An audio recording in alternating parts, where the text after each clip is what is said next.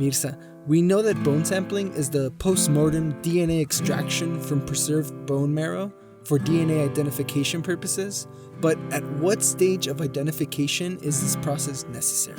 Most of these cases have been found with a form of identification, and a missing persons report has been taken. Doctors at the Pima Office of the Medical Examiner have performed an autopsy report and a forensic anthropology exam, and everything that was found in those reports matches the description that we have collected.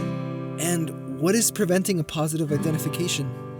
In some cases have been done a fingerprint comparison that have also failed, and the only way to identify them is through DNA. This process takes place in a lab in Virginia. It takes a sample of the bone and a sample of the relatives to be compared. How much does it cost to carry out this bone sampling? The cost for this processing, it takes $1,100 for each sample to be processed. This is for the post-mortem sample or bone sample. And the other part is the processing of the samples of saliva. These samples usually cost around $70 each one to be processed, and we get charged $250 to write a report.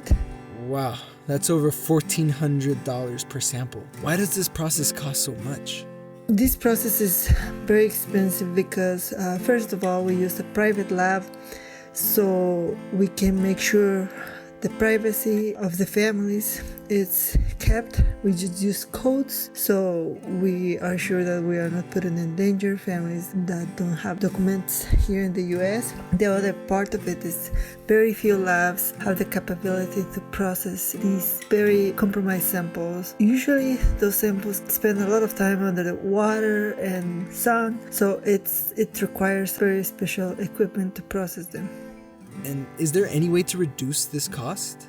Another part that can help us reduce the cost of the processing is to send the samples through batches. It's not the same price if we process one sample, which will be $1,100, to send 16 samples, which put down the price for each sample to $750, and will also decrease if we send bigger batches.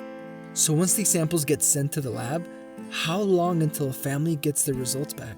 It takes a minimum of 12 weeks for the post-mortem samples to be processed. It takes another month for the lab to be able to write the report. And the processing of the family reference samples, it takes around 3 or 4 months, but those samples are already in the lab waiting for the post-mortem sample so they can be compared with. These families have been waiting for months, some even years, to know where their loved one is.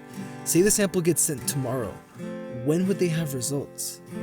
If those samples are sent tomorrow, we could expect for those results to be here in at least 5 to 6 months, so we can finally deliver the news to their relatives and let them know if what they have been fearing is true, if this person that was found years ago is their loved one, or if they still have to keep looking for them.